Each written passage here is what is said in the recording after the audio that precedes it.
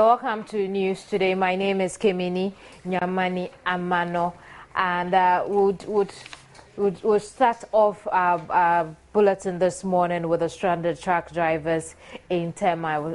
Drivers hauling dry cocoa beans and shennas from some farming communities in and around the country to warehouses of the Cocoa Processing Company and 3F Ghana Limited in Tema are stranded as their trailers cannot find space to enter the company to offload beans. Earlier we saw pictures of their places of convenience, and these are live pictures on your screens at the moment.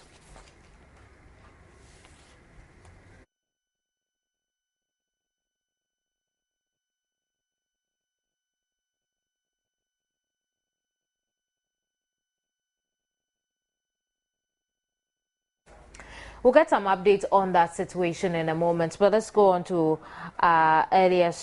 Let's go back. Well, let's go back to Tema, and Adelaide Arthur has joined us over the telephone again. And Adelaide, what now? What's the latest with the situation? Yes, the police is still here. Wow.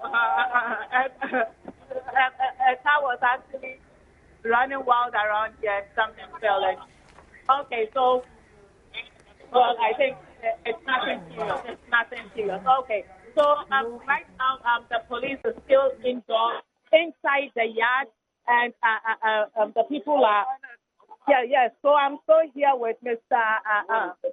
Moro Secondhand, who has been telling me about the process they go through before their goods are offloaded.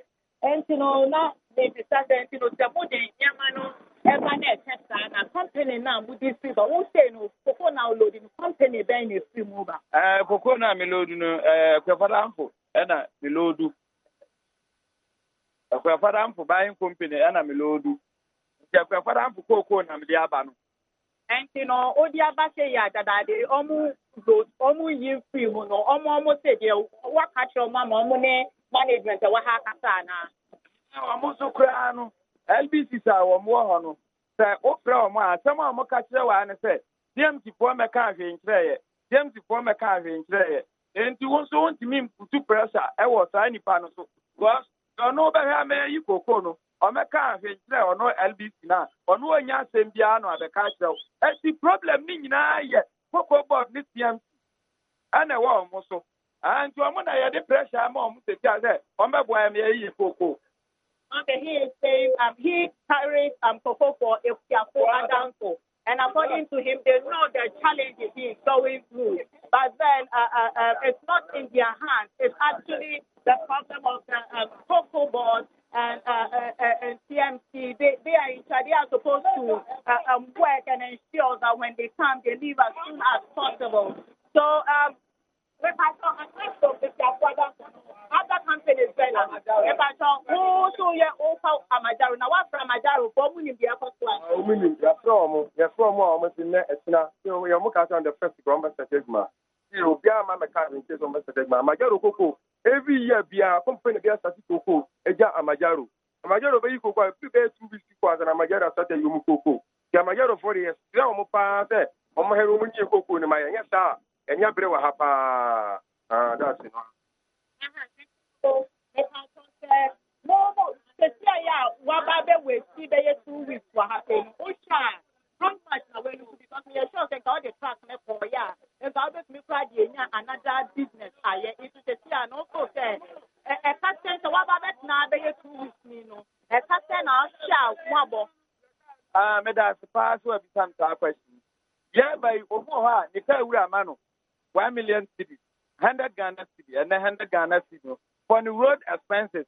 Ebina, what I pay, Ubey, Edia, Anna, Umeji, Subina, Ubey, the amount of top money, and Sana, one Casano, Ebina, Ubey, Edia, top money. The Siamino Casai, Mia Migra, Mino Casai, I come to Sika, 10 cities, and I won't bottom, Medicina High. I'm not quite like you. Oh, you want to say, I and ya yi mi kwa and ka bi a me pa menya ne ma kakra gum me nso ko duti a manya kakra ya me yere ne me marum ba na msa ya ba betna I had 2 weeks because ya de ba no asa ya wo yere eye boja bia kisa wo san frɛ no ansa na odi test bie de ada e de abel ya lusu ne ma bebre ya ma school fees yentimi ya books private time am no yentimi to ya wa how far. And they think they are running out of law because when they came, usually your truck owner, the company you carry for, probably gives you 100 cities. So you're supposed to stay here for at least 3 days. But then when you come here and it takes you 2 weeks and you've still not been able to offload your truck, it means you run out of luck because you have to buy food, you have to feed your mate or your conductor. When something happens to the vehicle, you have to fix it. And at the end of the day, you don't have anything left. And according to Imporo, the man I've been talking to, he's only left with 10 Ghana cedis. And that's what he has to depend on with his mate. Yeah, so it's a huge challenge for truck drivers here, apart from the fact that they are living on healthy lives here where fasting and eating themselves are concerned. They also have challenges with money because they've overpaid, and also they have challenges with peace at night. Yeah, Kevin.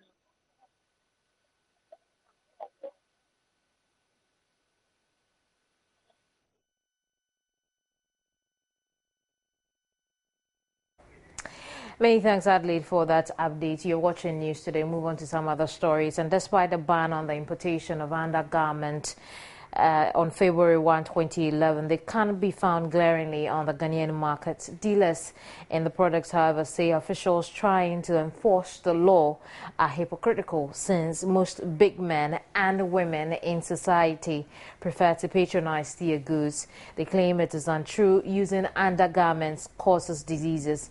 Matilda Nyakwa Dennis Small. At the Kantamanto market in Accra, there is no need to ask for directions to locate used undergarments, towels, bed sheets, handkerchiefs and socks because the traders are going about business as usual with nothing to hide. Prior to banning these products on February 1, 2011, some concerns were raised about the health risks involved as a result of skin contact, especially from the user's private parts. Earlier this year, when the news team visited the second-hand dealers, they claimed the goods on display was their last concern.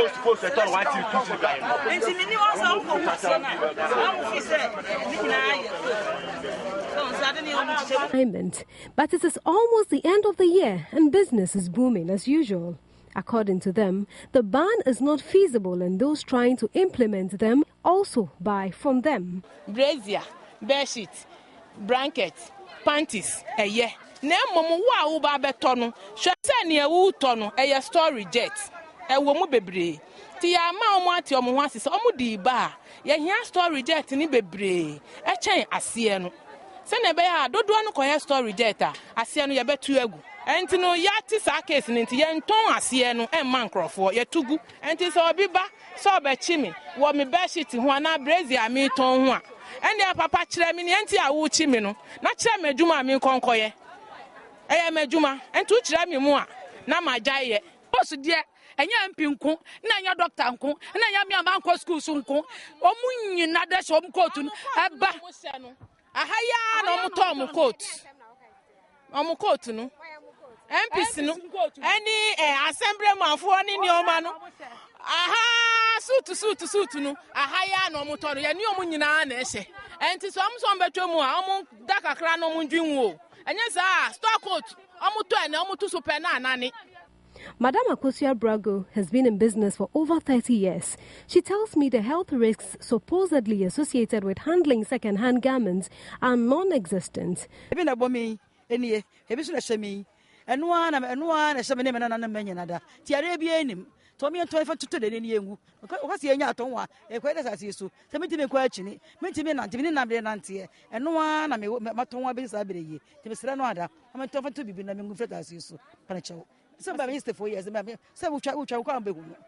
just 4 years. I met 30 years. My top is Sabri and General. Have I more general? No, I finish my cheer. My top is Sabri. It's been a bomb, I made any. Been a woman, you've been here. Now you say me. I mean, you so many abbey. So, so. Been a bomb, first say, because I'm not on the air. It's a vocal. Countries from whose the undergarments are imported include Holland, Canada, USA, UK, Korea, and China. A bale of second-hand undergarments, which may include storages or used wares, can cost as much as 2,000 Ghana cedis.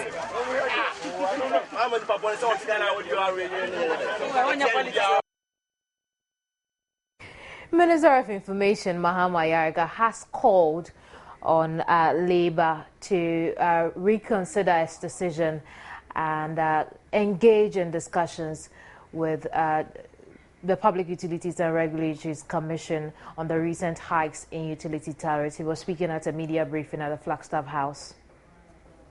PURC, as we indicated several times in our briefings, is an independent agency.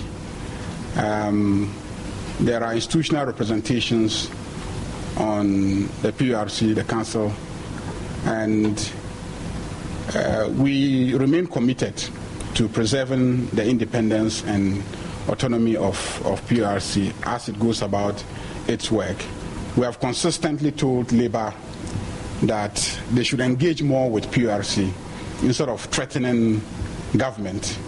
And so if PURC has agreed to engage with them, I think that it's a welcome development, because the law creates room for interest groups to engage with the PURC when they have issues with their utilities.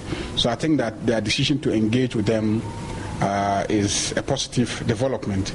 I hope that following from that, they will review their decision to embark on a nationwide strike and to ask their regional organizations to carry out preparatory activities leading towards that nationwide strike. Because if you are engaging with PURC and you are still, threatening strike actions and etc., I don't think that it is fair to PURC, because then you want to engage with them under circumstances that, in my opinion, will be creating an unfriendly environment for them as you engage with them. So I think that Labour, once they choose to engage with PURC, should call off the threatened strike action. Some health experts have recommended the scrapping of the annual premiums of Ghana's National Health Insurance Scheme, stressing the scheme's financing model must be revised to ensure financial sustainability. According to them, 10 years after the initiation of the scheme, many challenges have been exposed in the health sector and needed to be addressed to save the nation's healthcare delivery. The Alternative Civil Society Conference is a platform for civil society to share their reflection on implementation of the National Health Insurance Scheme 10 years on.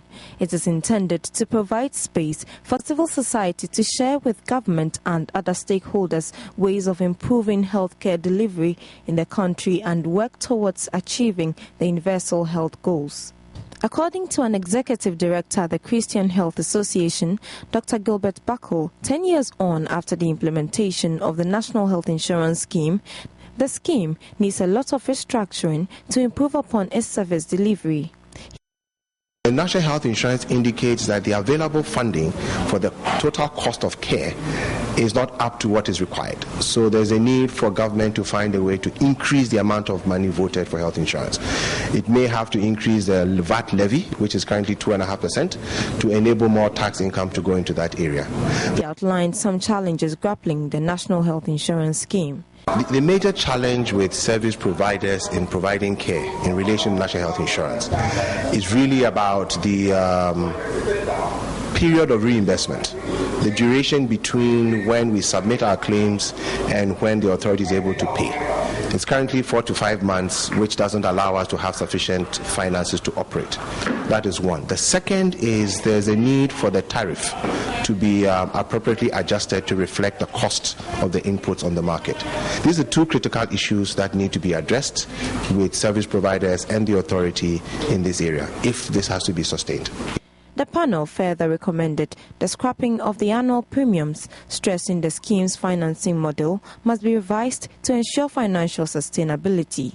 They also called for the strengthening of the referral system and putting in place an effective gatekeeping system to check their service providers, and also conducting regular clinical audit to reduce fraud and leakages characterized by the system.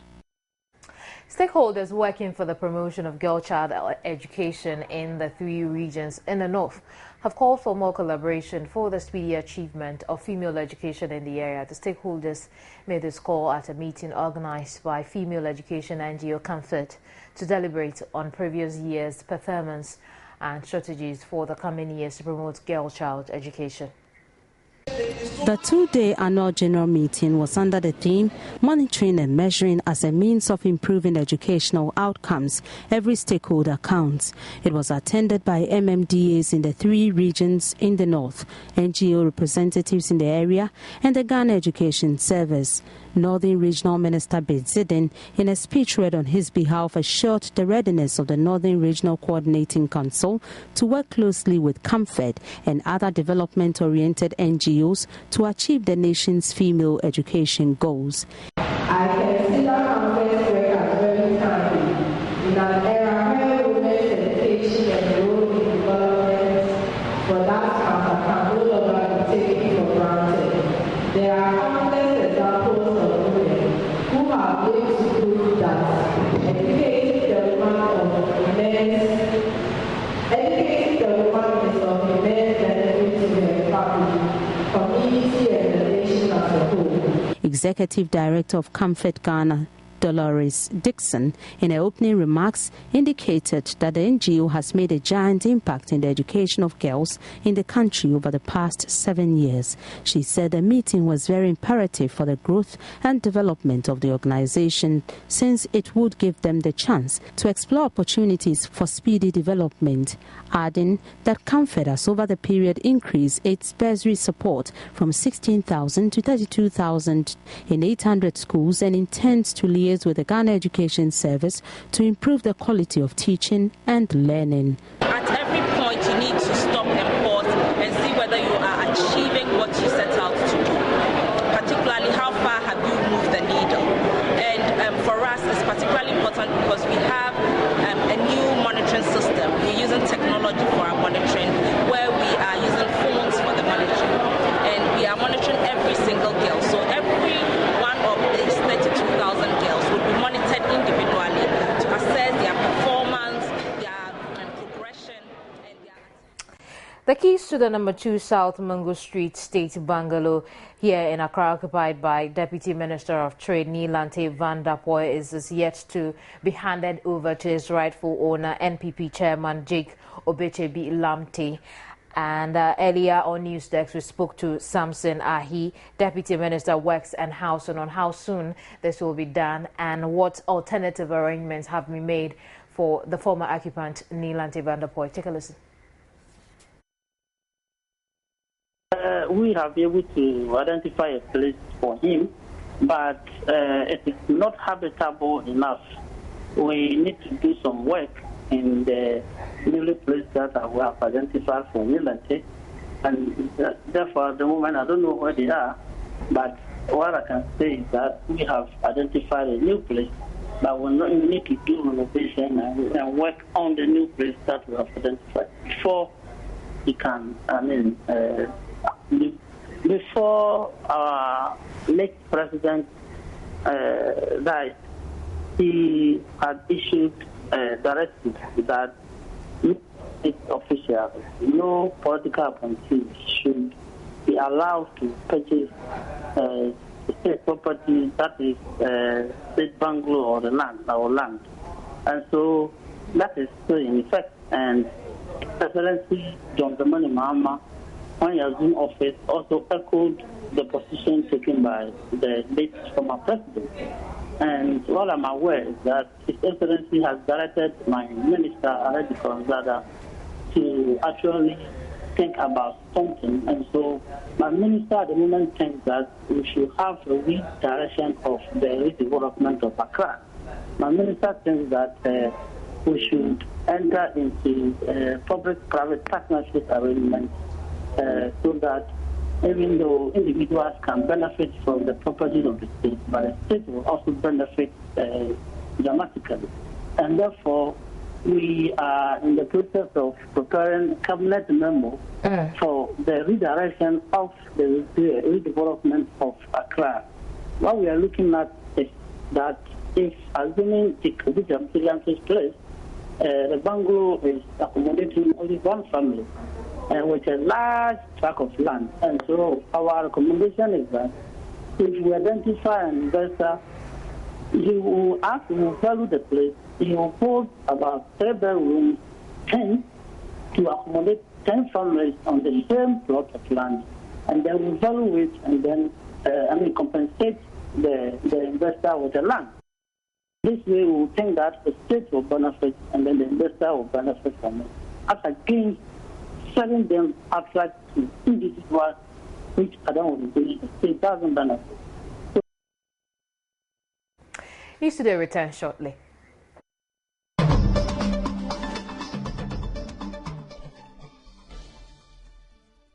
You're welcome back. ECOWAS heads of states have tasked President John Mahama and the President of Niger to facilitate the monetary integration process of the sub-region through the convergence criteria.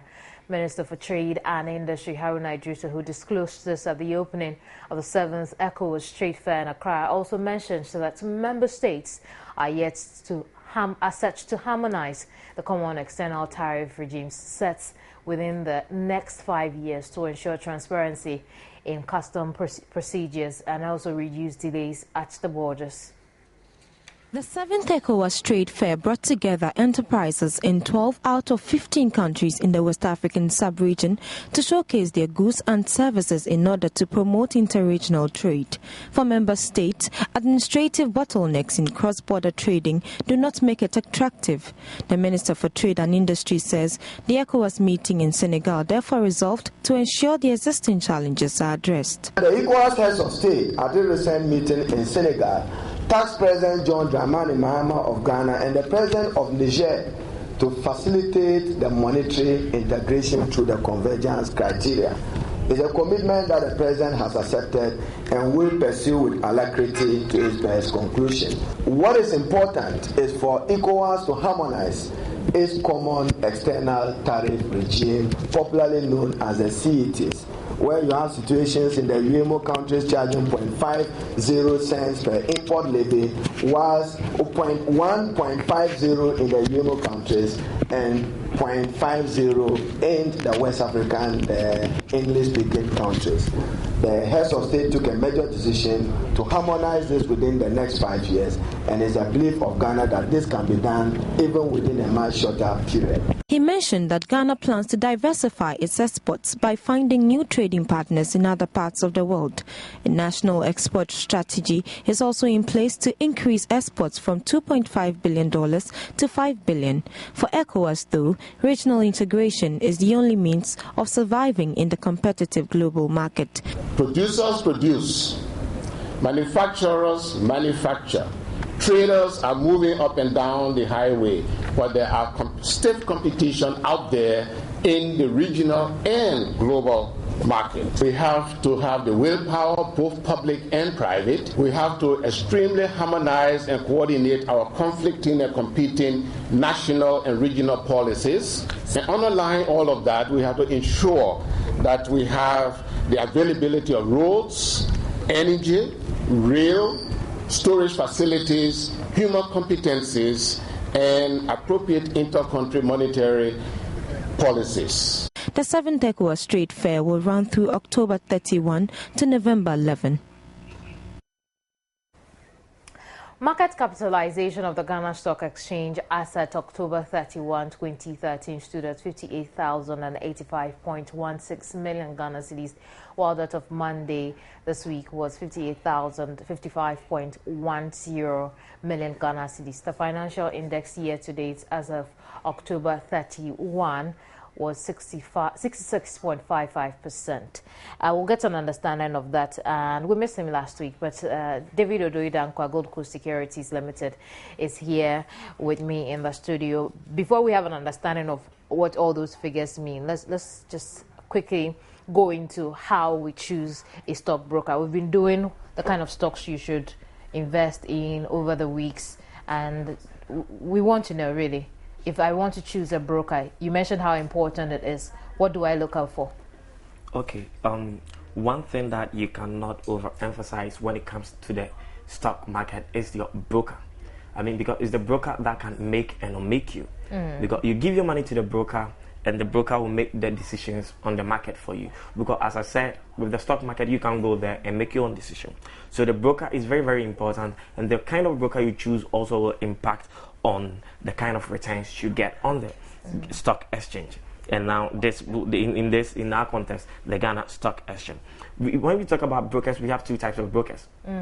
We have the one, the intermediaries that we call them broker seller. They get the business and they sell to the actual brokers. And we have the what I would call the actual brokers. They are the one that deals with the client one-on-one. Okay. So then they will just see you and they will get your information and get your stocks for you. So they are the kind of brokers we are going to talk about. Because I think if you are not an institution that you have a lot of stocks to purchase on the market, then you don't need a broker seller. You can directly go to the brokers that we have around. And I even think if you are an institution and you go to the brokers, you can still get the data that still get what you want to get on the market. But, so we are as individuals, we need the broker. Everybody needs the broker to get to them. But I was trying to just distinguish between the broker sellers and the brokers themselves, because the broker seller gets the deal and gives to the how do we call it, the actual brokers, and the actual brokers, they will just get your information, get everything you do, and they'll transact the business for you. So that is the main difference. So choosing your broker, and in this case we are talking about the actual broker, the one doing the business for you. We're talking about one thing. You have to know that the person is a licensed dealer on the market. Let's do about two characteristics now of a broker. Then we'll continue next week.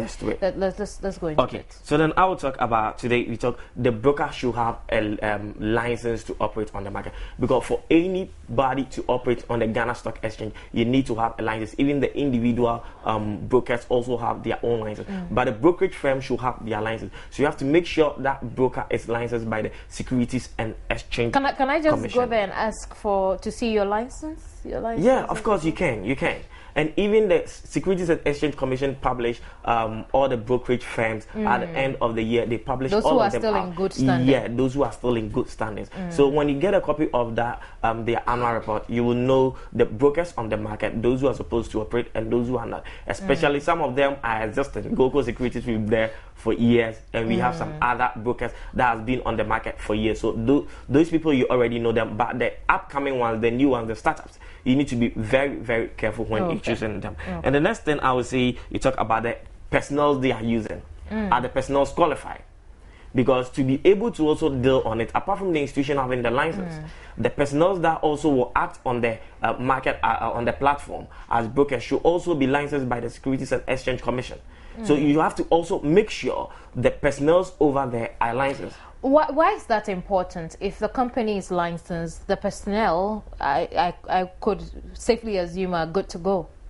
Why is it important that I make sure that the personnel who work in this firm are also licensed? You have to make sure, because if you don't get the professionals doing, then it means you are going to get everything wrong.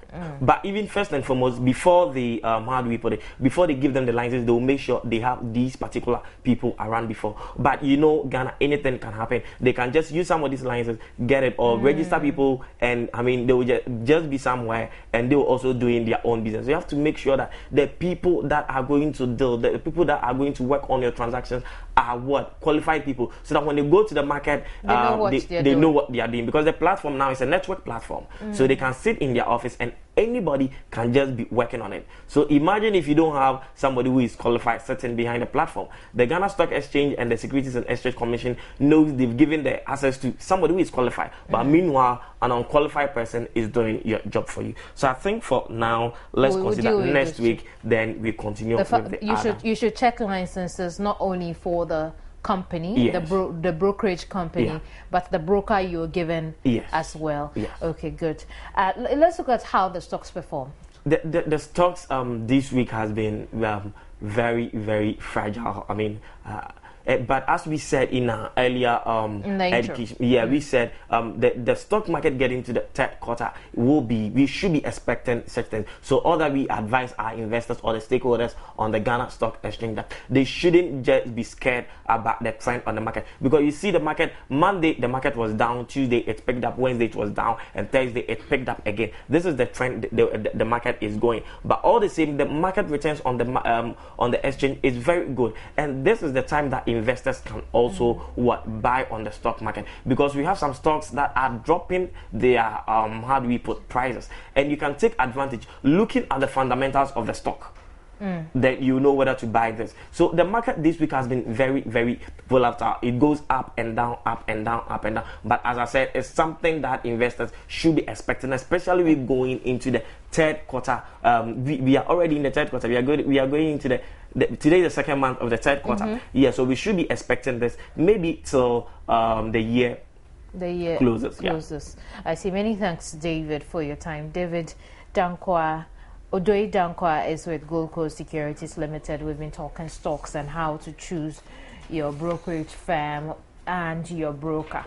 Move on to some other stories. And the Obama administration has again criticized China for significantly devaluing its currency, but stopped short of labeling Beijing a currency manipulator. In its twice yearly report to Congress on Wednesday, the United States Treasury acknowledged the value of China's currency. The renminbi is rising, but not as fast or by as much as is needed. Responding to the report, Chinese Foreign Ministry spokeswoman on Thursday said Beijing had made progress on currency issues. She called for the U.S. not to disrupt trade relations between the world's two largest economies.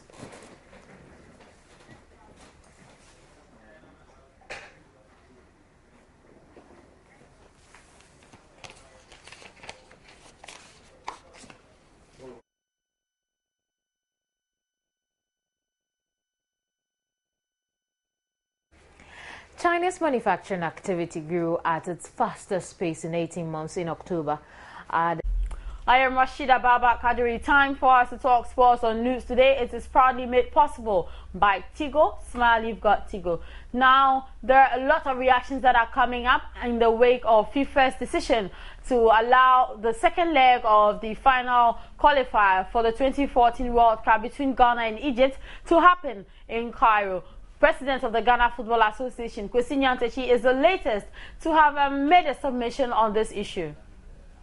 We filed a protest with FIFA against the decision to play the game in Cairo. We were aware that there were three outcomes. It could either be a confirmation of the venue in Cairo or an order to ask that they might be played on a neutral ground, or an order that they might be played in Cairo but without spectators. We are aware of these three outcomes, that any of them could be reached by FIFA. So when FIFA decided that we should play in Cairo with spectators or before spectators, we were a bit surprised considering the security situation in the country. If you've been following the media, you will learn that on each passing day, lives are lost, properties are destroyed in Egypt, and there is a real threat to security in Cairo. But FIFA took the decision based on an acceptance of the guarantees provided by the state of Egypt or the government of Egypt, that they will guarantee the safety and security of our delegation, match officials from FIFA and spectators. Meanwhile, Ghana's ambassador to Egypt, Alhaji Said Sinari, has assured Ghanaians that Cairo is really safe and conducive for footballing action, and he's encouraging the Black Star players as well as the management committee members and all the technical team to be okay, or to allay their fears, because there's much calm in Cairo. Yeah, actually, we are beginning to have some kind of a series of meetings that will start from tomorrow, and that will take us maybe about a week or so. Is to get the necessary guarantees that we will need from the Egyptian government to make sure that our players and our supporters are safe. So we're going to do our best to make sure that those guarantees are there. This is it so far, but the security situation in Cairo has kind of, improved a little bit, not too much, but we still have to be very, cautious with what we do, and we'll make sure that we give them the maximum security that the Black Stars deserve, and the Ghanaian supporters too as well. I personally think that the game will go on very well. I don't see any bad hitches. Right, we would go to the stables of the Black Maidens. That's the national under-17 female team. But for now, the Black Stars will camp in Ethiopia ahead of the second leg of the 2014 World Cup playoff clash against Egypt. Ghana's players will be camping in the Ethiopian capital, Addis Ababa, from 11th November. The Black Stars will arrive in Cairo on November 18, a day before the game, at the match that will be played at the Air Defense Stadium in Cairo. The match against the Pharaohs will be played on November 19. The Black Stars won the first leg 6-1 in Kumasi on October 15. The aggregate winner over the two legs qualifies for next year's finals in Brazil. And ahead of that game, there's a lot of boost in the Ghana camp, because Ghana's midfielder Andre Dede Ayew has been selected, or has been voted as player of the month for his French club side, Olympique Marseille. We'll bring you details of that one and more later. But for now, let's go to the national female under-17 team, the Black Maidens. They host Equatorial Guinea tomorrow in a first leg final qualifier to the 2014 FIFA Under-17 Women's World Cup upcoming in Costa Rica. And we've been speaking to their captain Amina Fusaini ahead of that game. Yeah, for about 2 months now, we are in camp prepared. We are mentally and physically prepared. We know the coaches has taken us through so many things. So what we have to do is just to come Saturday and apply what we have been taught. We have been taught so many things. So we are waiting so that Saturday we'll just come and apply what we've been taught. I know it's a very great game, or I may say it's a very crucial game.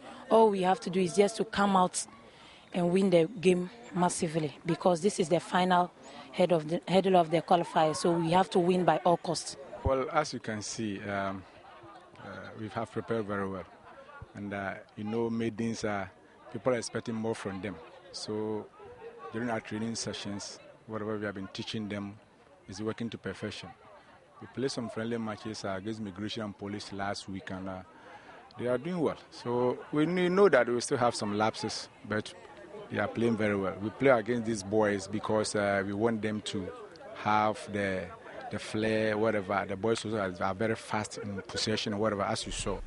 All right, so we wish the Black Maidens all the best as they host Equatorial Guinea tomorrow at the Accra Sports Stadium. Remember that we'll be back on Monday to bring you details of that particular match. And away from that, let's talk club issues now. And there will be matches, 8 matches across 8 league centers this weekend in week 10 of the 2013-2014 Ghana Premier League season. Let's check out the fixtures. Tomorrow's fixture will see Kotoko hosting Liberty Professionals at the Baba Sports Stadium. But in other matches on Sunday, Hearts of Oak take on King Faisal in Accra. Edubiase will take on Ash Gold in Bekwai. And Inter Allies welcome Hearts of Lions to the Tema Stadium. Brekum Chelsea travel to Second D to play Hazakers. Mediama SC will be in Cape Coast at the Robert Mensah Stadium to play against Ebusua Dwarfs. Adriana Stars would host Amida's Professionals at the Ajiman Bidu Park inside Doma and Hinko. And then all the way in the Wa Park, Wa All Stars will face Bichim United. Away from Ghana, let's go to Europe now, and my first destination will be in England. Let's check out the fixtures coming up this weekend in the English Premier League. Now, Newcastle United, they host Chelsea at the White Hart Lane. Fulham they take on Manchester United. Hull City are up against Sunderland. Manchester City, they host Norwich at the Etihad. And this match is a match of interest for us because it will be live on the Joy Sports channel on your multi-TV as well as on the Adum TV channel. So you do make a date with us. Exactly at 2 o'clock, our panelists will be seated and then bring you the before the match or the pre-match analysis. And then at 3 p.m., it will be kickoff. So Manchester City, Norwich City, live on Joy Sports on multi-TV as well as on Adum TV. Stoke City welcome Southampton. Crystal Palace travel to West Bromwich Albion. Aston Villa are away at West Ham United. Liverpool, they will be at the Emirates Stadium to face Arsenal. And what a cracker that will be. We'll see how that turns out. Everton, they host Tottenham Hotspur. And then Swansea City travel to Cardiff City.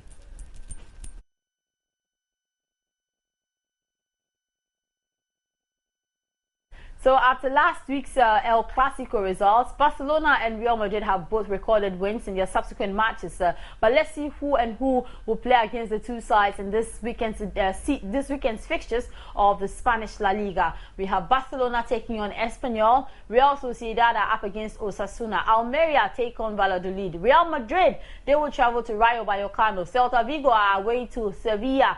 Getafe, they will host Valencia. Athletic Bilbao are away to Atletico Madrid. Levante are at home to Granada. Malaga take on Real Betis. And then Elche would also be at home to Villarreal. And talking about Elche, we're still monitoring the recovery process of Ghana striker Richmond Boakye Yato. We'll bring you details of that. But for now, he's left the hospital and he's on the sidelines recovering. He'll be out for up to 2 weeks. Away from that, let's go to Italy and check out fixtures coming up in this weekend for the Italian Serie A.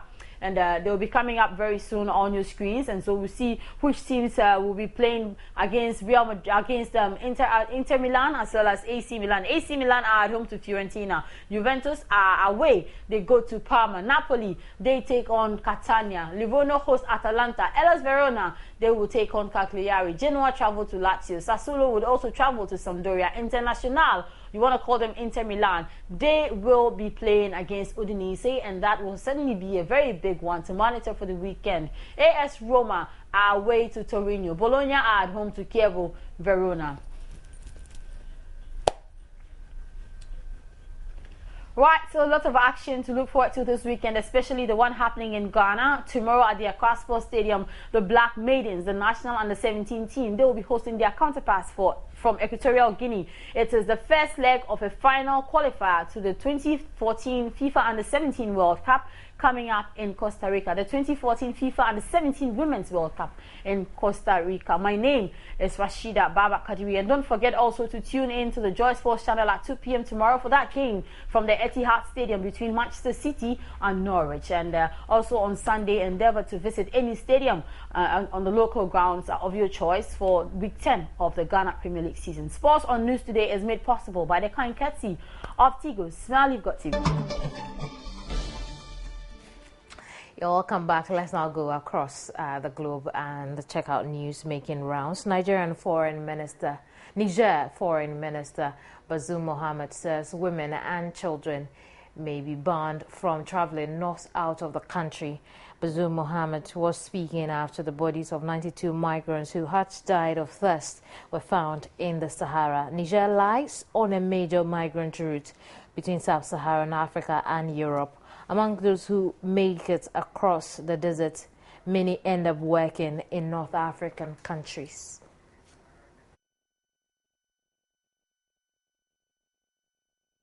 Away from that, the UN Security Council is considering authorizing 4,000 additional troops for African Union operations in Somalia, where Somali and African forces are battling Al-Shabaab militants. UN Secretary General Ban Ki-moon is supporting the African Union request for a short-term surge to bolster its nearly 18,000 strong AMISOM force, which would receive an additional 3 infantry battalions, totaling 2,550 troops.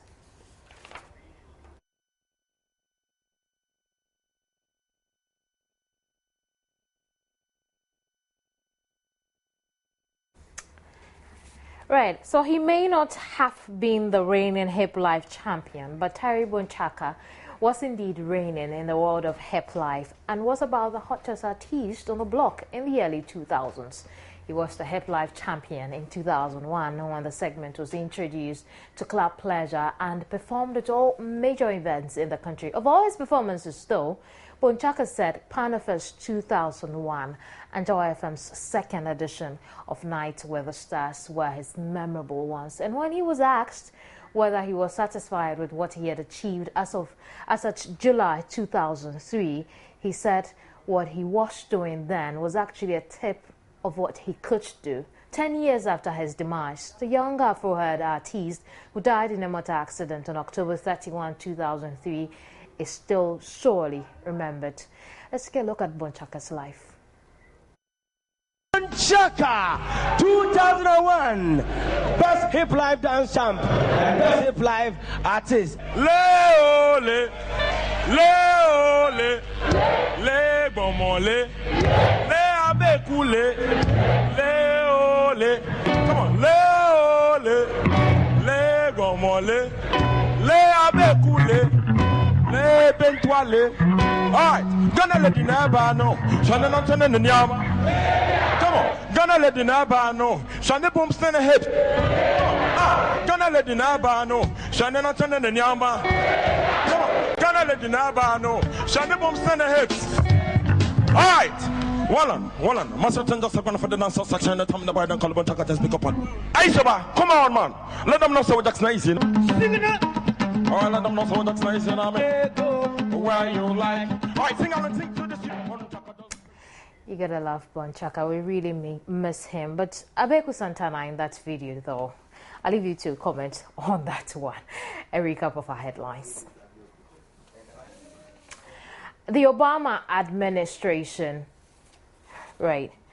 That'll be all for now. My name is Kimini Nyamani Amano.